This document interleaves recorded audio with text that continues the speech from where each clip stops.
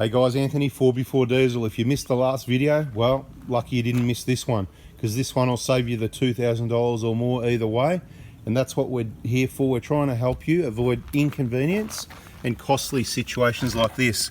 If you saw the other video, you would have seen this wheel, and we talked about some tyre repairs, which this doesn't need. The BFGs he's been using for decades have never let him down, never had a puncture, including in the Outback.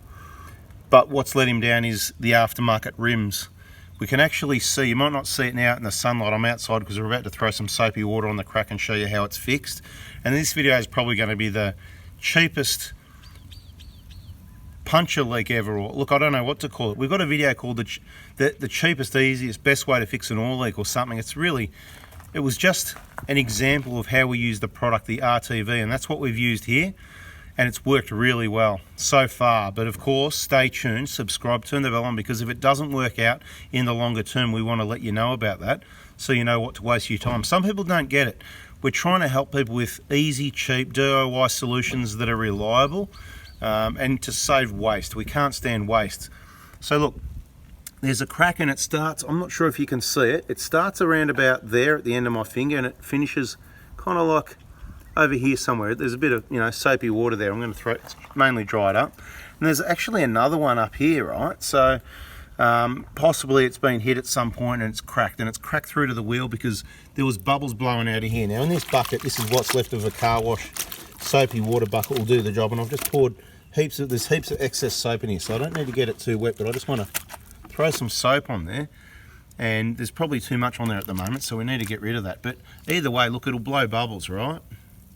Now the water's just running down there at the moment. I just want to demonstrate firstly that it's not blowing bubbles. So we're just going to sit here and look at it, and I'll get down a bit closer when it's time. We're just going to talk about it and what I've done to repair it that cost nothing. This is like a few bucks.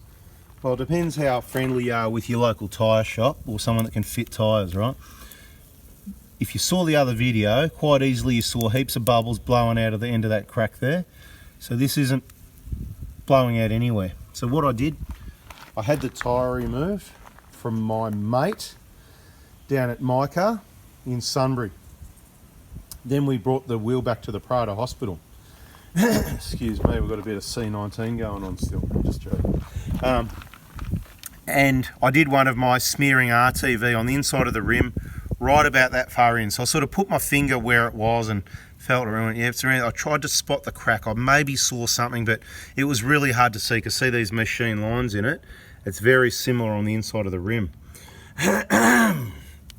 And basically, I've run probably about 2 millimeters thick at the thickest section here, and it went out to sort of thinner out to about 1 mil thick. I didn't go up this way too far because I didn't want it to interfere with when the tyre went back on the rim sort of thing. So it's mainly down behind there, behind this area here. I think it was probably from about, look, I'm not sure really, but the thing I'm sure about is we've checked the tyre pressure. It's holding 40 psi, which it wasn't before. Look, we've got some bubble going on here. Is that bubble?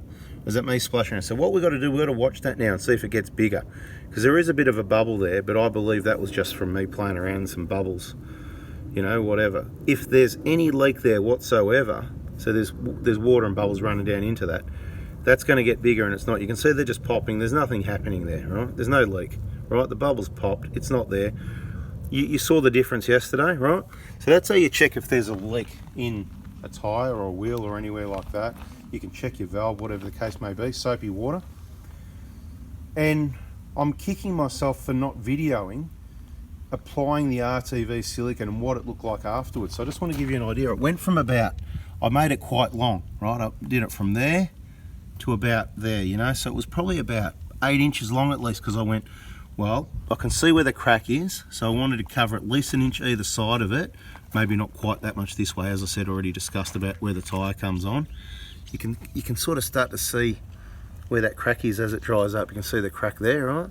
See that crack there? So if we put a bit of wetness there, which has got soap in, if there was any leak there still, it'd be coming out there, and it's not, so it's beautiful. Now the reason these people are going to say, oh, you should have used this, it's great stuff, and you should have used that. You probably might have seen me in the past or recently or sometime in the future using some 2-part epoxy metal weld name type products from Loctite. And although they're good, I'm not sure what product I used last time, but it didn't adhere that well. And my concern here was, I know the RTV, it works really well. It adheres, it sticks like, what's it stick like?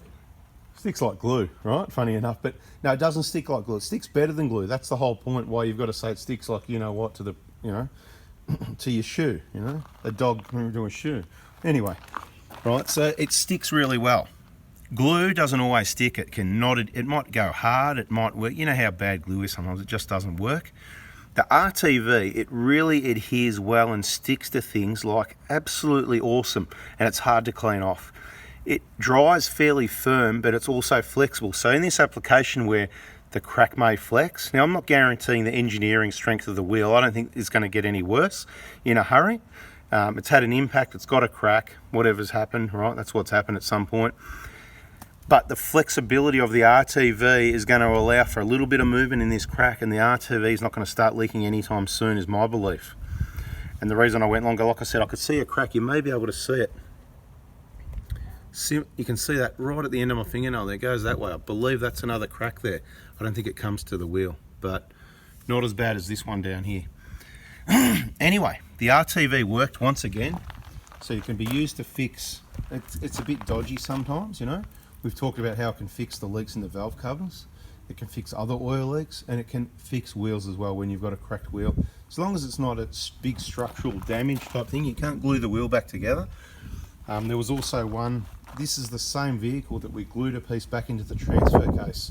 That the transfer case got broken because it had one of those big heavy duty guards that was attached to the transfer case, not to the chassis of the vehicle, which obviously it's since been removed and it's got a brand new transfer case. But just wanted to demonstrate, because some people will laugh, but you know, if you've got your aftermarket wheels and you get in trouble in the outback and you need to know how to fix it, we were going to get it welded. As it turns out, you know, it's not that easy to get people to do things at the moment with the situation the way it is.